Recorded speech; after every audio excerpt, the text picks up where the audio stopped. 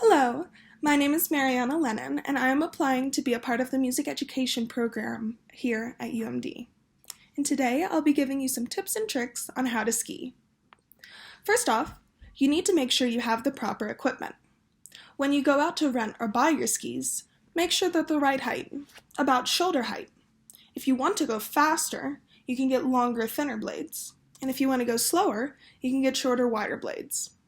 Once you've gotten your skis, you need to make sure you get a pair of boots that fit you well. And it is essential that while you're wearing the boots, they're on as tight as you can get them. If the boots aren't tight enough, the skis will start to move around on their own. And the boots can get very uncomfortable, but it's essential that you don't take them off in the middle of a day of skiing, because it then gets much harder to put them back on. So just try to push through the pain. Next up, make sure you bundle up for the cold weather. I'd recommend, in addition to ski pants and a ski coat, you also wear a neck garter. This is really helpful when you're going down hills because it can keep your face warm. I'd also recommend that you wear a pair of goggles because these can keep your eyes warm and protect against the sun. And most importantly, make sure you wear a helmet. Going down hills this steep is very dangerous. Make sure you're taking the right precautions. Now that you're all ready to start going down the slopes, determine what your comfort level is. If you're a beginner, or if you've just started, you should try going down a green trail or a less intermediate one. If you're more comfortable, you can go down an intermediate or blue square trail. And if you're an expert, you can either go down a single or double black diamond. These are all up to your own comfort level.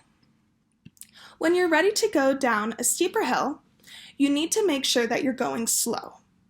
The best way to slow down is to cut your skis perpendicular to the hill.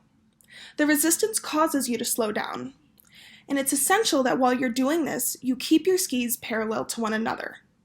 If your skis start to cross, you could have a really hard fall.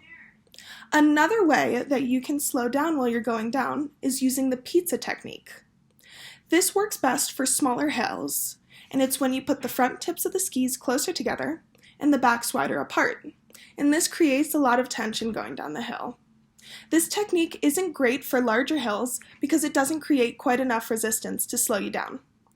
Now that you know how to get down the hill, if you fall, there's a couple of ways you can try and get back up. If you're on a relatively flat space, you can try and bend your knees and pop yourself back up and keep going. If you fall down a hill, though, you need to make sure that your skis are perfectly perpendicular to the hill before you try to push yourself up. Then you can push against the side of the hill and get back up on your own and move down. And although it's not essential, I would definitely recommend that you get sticks if you're a beginner. If you're ever on a flat surface and you can't get momentum, the sticks can help you move forward. And they can also help you push yourself up when you fall. Now that you have all of this information, the most important thing is just have fun with it. Don't push yourself too hard. If you know something's too hard for you, find something that's easier and just enjoy yourself. Have fun skiing.